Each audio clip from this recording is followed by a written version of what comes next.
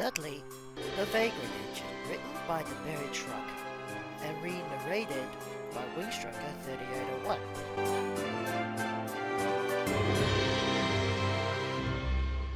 Story 2. Sparks Fly for Bear.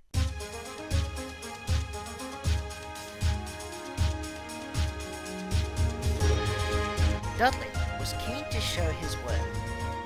He thunders along with Henry's goods train, and even took the flying kipper without complaints. His trains were timely and orderly, for the trucks were too intimidated to attempt trickery. The engines were grateful for his help, and he proved to be a good company in the shed, for all except one.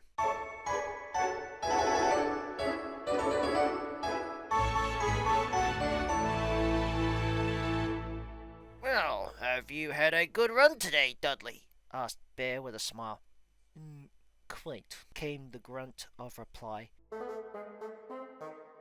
before he turned his attention to the others.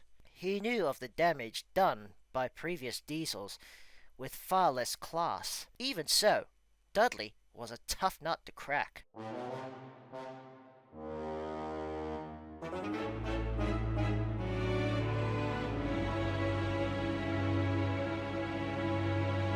Bear was restless that night.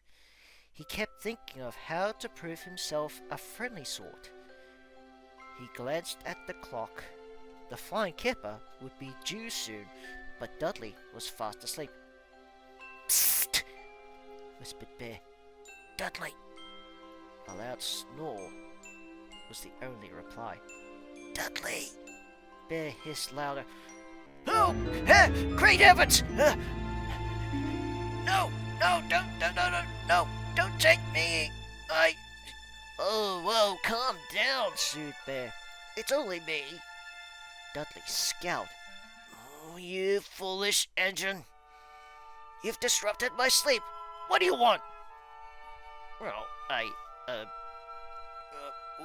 "Well, I wanted to wake you," stammered Bear. The kipper's due soon. If you're too tired to, I could." "Don't you even suggest it," snapped Dudley. "I'm more than capable." Tired indeed. When he had steam up, Dudley snorted away. Bear was speechless.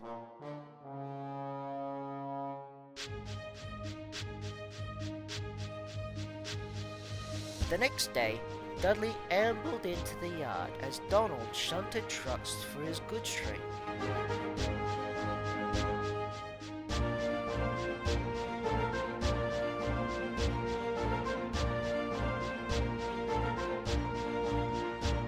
He spied a lone fuel tanker in a siding.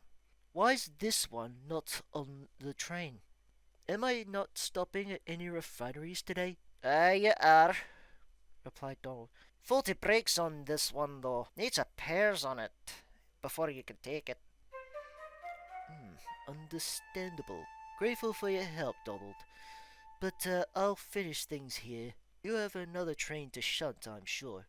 "Aye," said Donald. "But say no more, then. My train is my responsibility." Suspicious, Donald silently puffed away.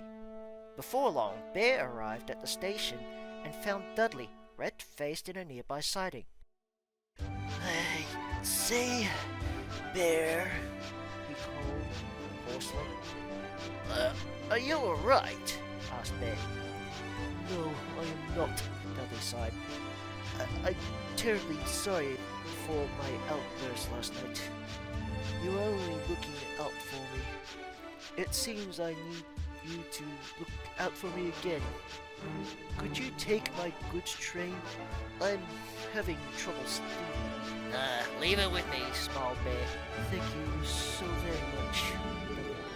You are a good engine. You just need to fetch all the fuel tankers from the siding." Feeling much better, Bear ambled off to gather the tankers. He shunted them into the middle of the train and started away with a friendly hoot.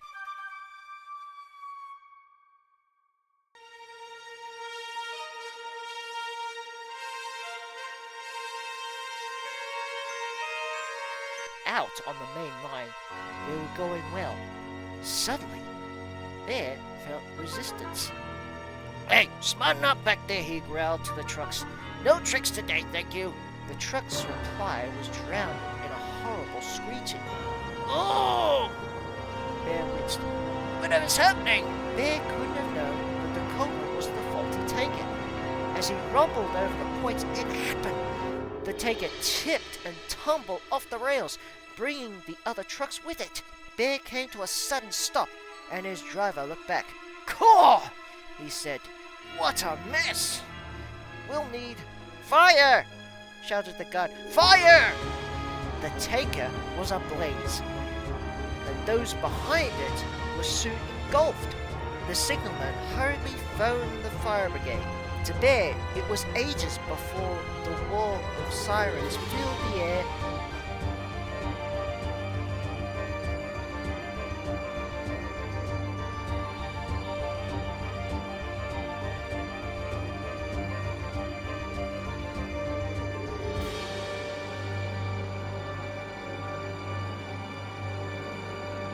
And the blaze was under control.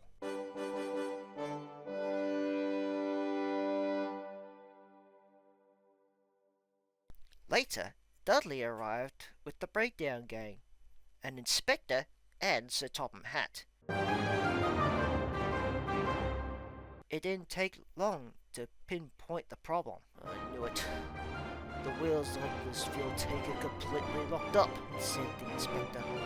"I reckon that caused it to derail on the points, and sparks started the blaze."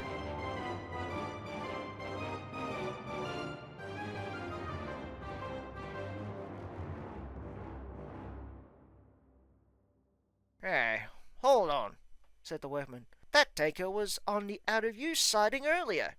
It wasn't to be touched." "Bear," rumbled Sir Topham Hatt, "how did this truck become part of your train?" "Well, I didn't know, sir," stuttered Bear, quite shaken up from the ordeal. "Dudley told me to collect the takers." "I certainly did not," interrupted Dudley. "Why would I? Donald told me that one wasn't to be touched."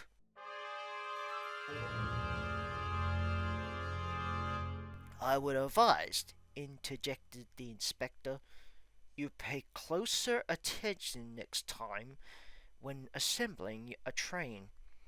It would take considerable amount of time to repair this damage." Sir Topham Hatt nodded gravely in agreement, and he and the inspector strolled away.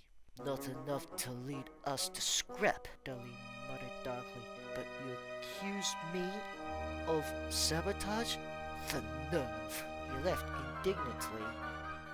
Bear, ashamed and confused, looked shamefully at his buffers.